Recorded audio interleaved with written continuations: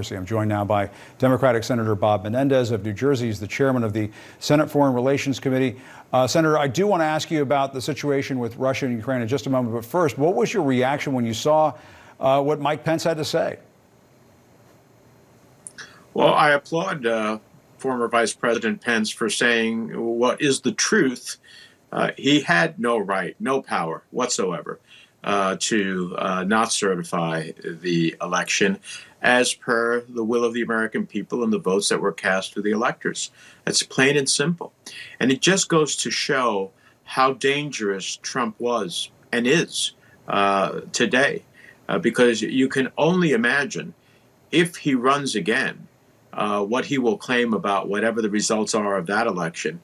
And if he were even to win such an election, whether he would ever leave from office voluntarily. I mean, this man is one of the biggest threats we have to our democracy that I have not seen such a threat in such a long time.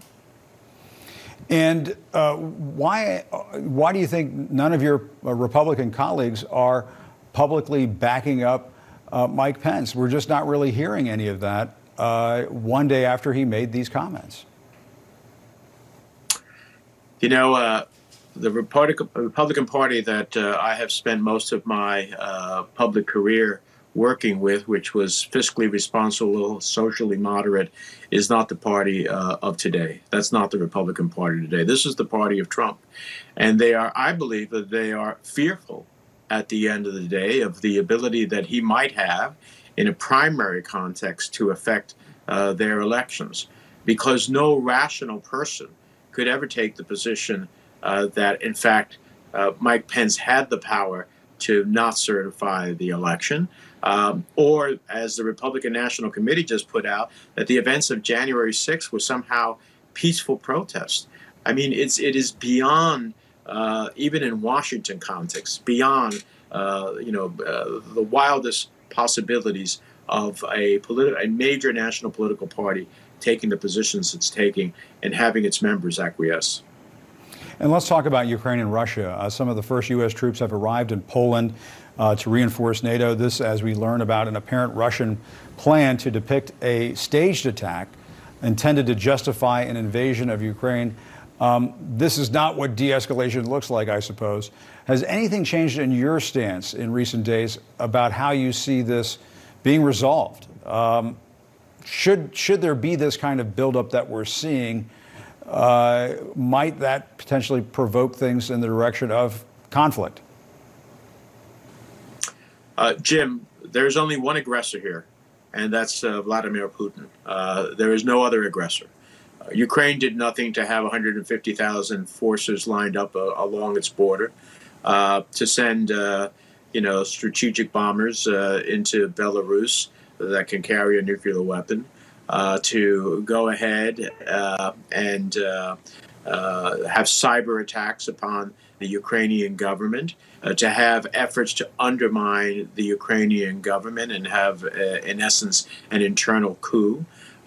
These false flag operations are pretexts for Putin to try to create a set of circumstances that somehow justifies his action instead of seeing it for what it is, the malign actions of someone who ultimately wants to change the map of Europe by force.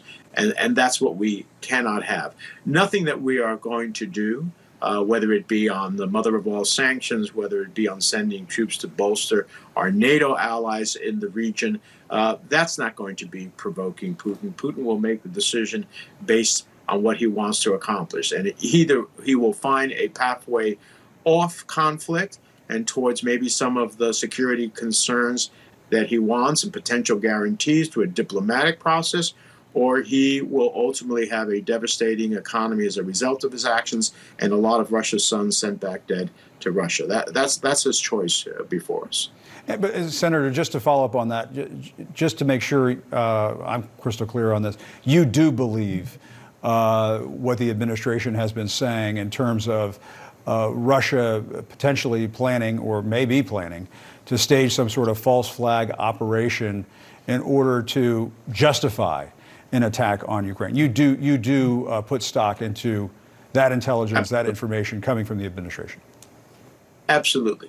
We've already seen the British previously out Putin on a previous false flag operation. The administration was right to declassify and put this out there. The more we can deny Putin any potential reason, even though that reason may be a false one, a pretextual one, the better off Ukraine is in terms of staving off an invasion. So this is not a creation or a fantasy. This is Putin at his best in terms of trying to create circumstances to justify his actions. We saw that in Crimea. We saw that in the Donbas region of Ukraine. He is the aggressor, and I'm amazed that Xi Jinping in China joined him, because basically, if Russia invades, he will have, in essence, blessed the invasion. I don't know that China wants to be on that side of history. Certainly not during the Olympics that are taking place in Beijing right now. All right, Senator Bob. You would think that the Olympics is a totally different message. Absolutely. All right, Senator Bob Menendez, thanks very much for your time. We appreciate it. Thank you.